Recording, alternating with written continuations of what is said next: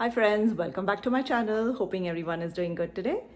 Today I'm going to share with you all a very delicious chicken kofta curry recipe from start to finish. We won't be deep frying the koftas. Instead, we will pan fry them in olive oil. And also I'll give you all a step-by-step instructions of how to make the gravy. So let's begin. For making the chicken kofta curry recipe, here we have taken around half kilo of chicken mince or chicken keema. And to that we are going to add one small finely chopped red onion. This is around 4 to 5 leaves of mint, finely chopped. This is one green chili. And here we have taken 1/4 teaspoon of garlic powder, 1/4 teaspoon ginger powder. You can add half teaspoon of ginger garlic paste instead. This is 1/4 teaspoon of chili flakes, and this is around half teaspoon of Everest meat masala, and this is salt as per taste. So all these ingredients we are going to add to the chicken keema, and also we are going to add one egg. All right, and then here I've taken some olive oil in the pan, and then this we are going to put this on medium, and while the pan is getting hot, we'll just mix the kofta ingredients, and then we are just going to lightly fry these in the olive oil. All right, so let's begin. All right, so to this we are going to add all the masalas that we just saw,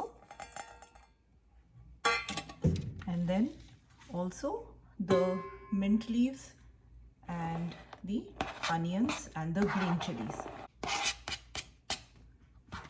And then we're going to crack one egg and add it to this.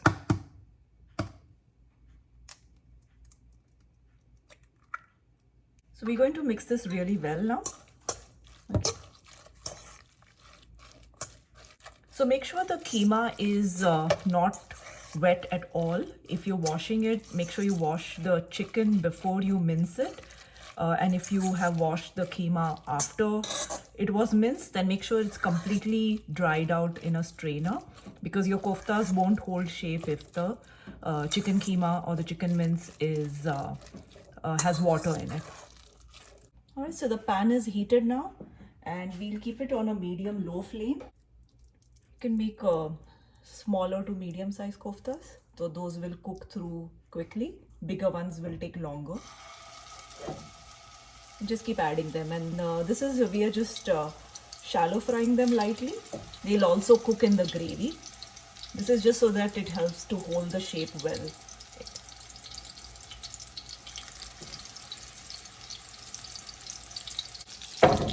If you want them to be really fine, you could run the whole mixture through a blender, but I don't like to do that. I like them to be like this, finely chopped, instead of really finely minced and very smooth texture.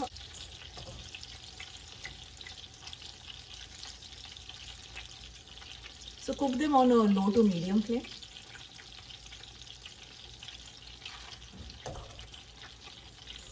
So that way they are completely cooked through.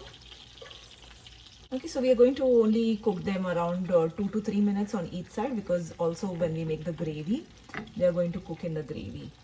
So when you're turning them, I'll get a fork. It's easier to turn them. So we turned all of these around, and also on the other side. Now we're going to cook them for 3 more minutes. And then till then we will go ahead and see the ingredients for the gravy. Are getting cooked in the pan. We'll go ahead and see all the ingredients that we need for making the gravy. So here we have taken around 10 to 12 cashew nuts, and here we have 10 to 12 almonds. These is 2 teaspoons of pumpkin seeds.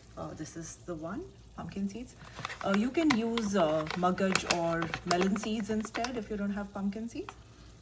And then we have taken around half a cup of crispy onions, and then 2 cloves of garlic and half inch of ginger. So these are the onions that I have used. You could even fry and use half a cup of onions instead.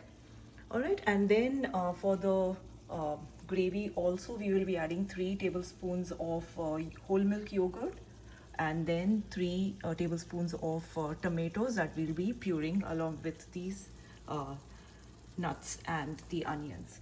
And then for the masalas, for the whole masalas, we have 1 bay leaf, 2 green cardamoms, 1 black cardamom, 2 cinnamon sticks. This is around 4 to 5 cloves, and this is around 8 peppercorns. And here we have salt as per taste. I've taken around 1 teaspoon. This is 1 tablespoon of coriander powder, half teaspoon of cumin powder, half teaspoon of turmeric powder, and half teaspoon of Kashmiri red chili powder. Alright, and to that we will also be adding around 1 teaspoon of Everest meat masala. So all these ingredients we are going to now grind to a fine paste. You don't have to soak the nuts and all in hot water. You can just directly grind it and it still gives a nice paste. But if you want like a really smooth gravy, you could just boil it for 10 minutes in hot water and then grind it. Alright, so we'll go ahead and I'll blend all of this together with the yogurt, tomato, the onions, ginger, garlic, cashew, almonds, and the pumpkin seeds. And then so after 5 to 6 minutes of cooking, this is what the koftas look like. They've released a lot of stock. So we're just going to switch the gas off and we'll just leave them in this pan. And then once we have the gravy ready, we are going to add the koftas along with the stock to the gravy. Alright, so we'll just switch the gas off now.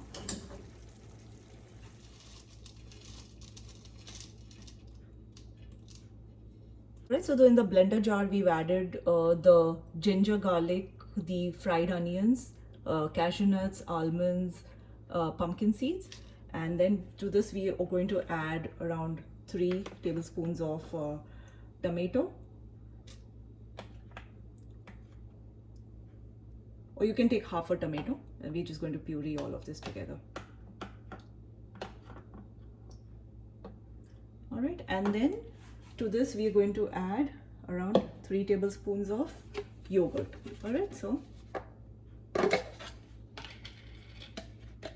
and all of that we will grind to a fine paste.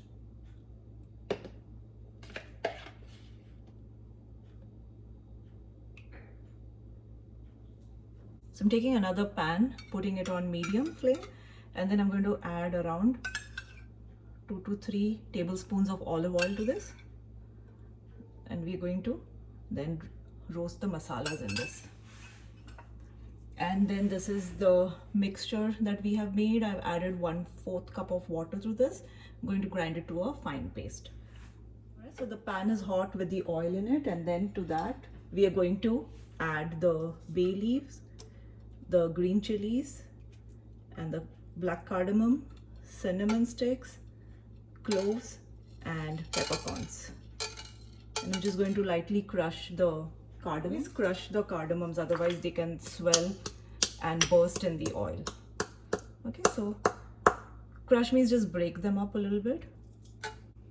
And this mixture, we've just blended it for around a minute, and this is the consistency of it. It's nice and thick with all the nuts. See, this is the consistency of it. Alright, so we're just going to add it to the oil and the spices, and we'll just let this cook.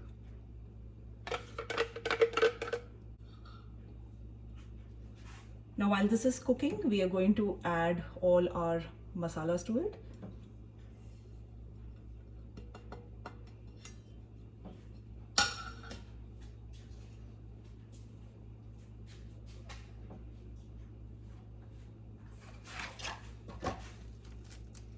And also Everest meat masala or any garam masala of your choice, you can add maybe one teaspoon of that. We've also added the same to the kofta, but to the gravy also we will add. So 1 teaspoon of the garam masala. Just mix it well.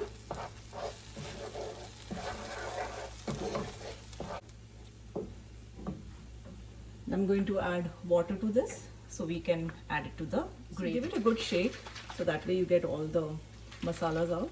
And then this one looks a little dry now because we've not added any water to this. So we're going to add a little bit of water just to let it cook nicely.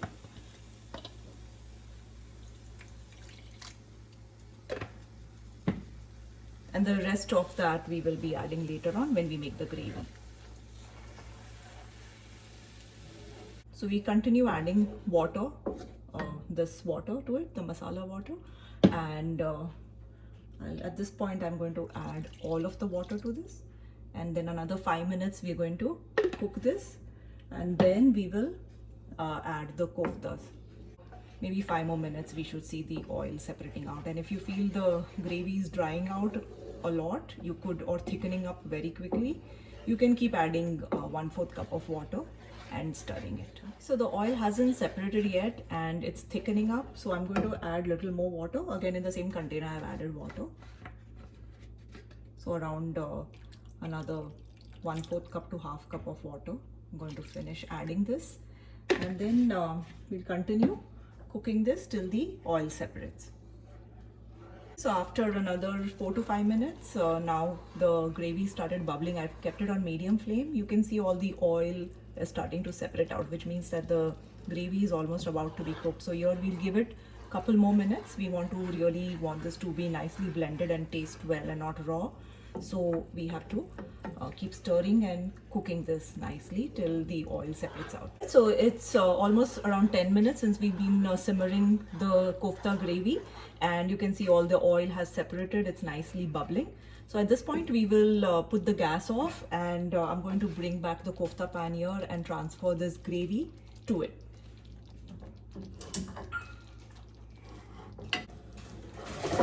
So here's the kofta pan. Put the gas back on, and I'll keep it on low for now. And what I'm going to do is I'm going to add all the gravy to this, and then we're going to cover this and simmer it, so the koftas will cook in this.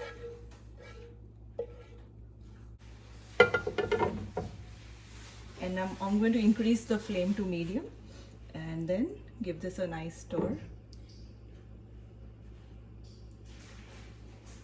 Mix the koftas well with the gravy, and then we are going to lower the flame, keep it on low, and then I'm going to cover this and let it cook through. And I'm going to cover this and reduce the flame to low, and after 10 minutes we'll come back and see how I added around 1/2 cup more water because it was getting very thick.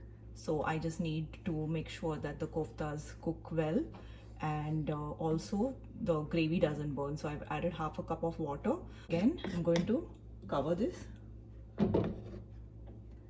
and we're going to let this simmer and cook on a low flame for 10 minutes, and then we'll come back and see how this looks. So it's been 10 minutes and the korma has been simmering on low. So I'll just take the lid off and we'll check on that.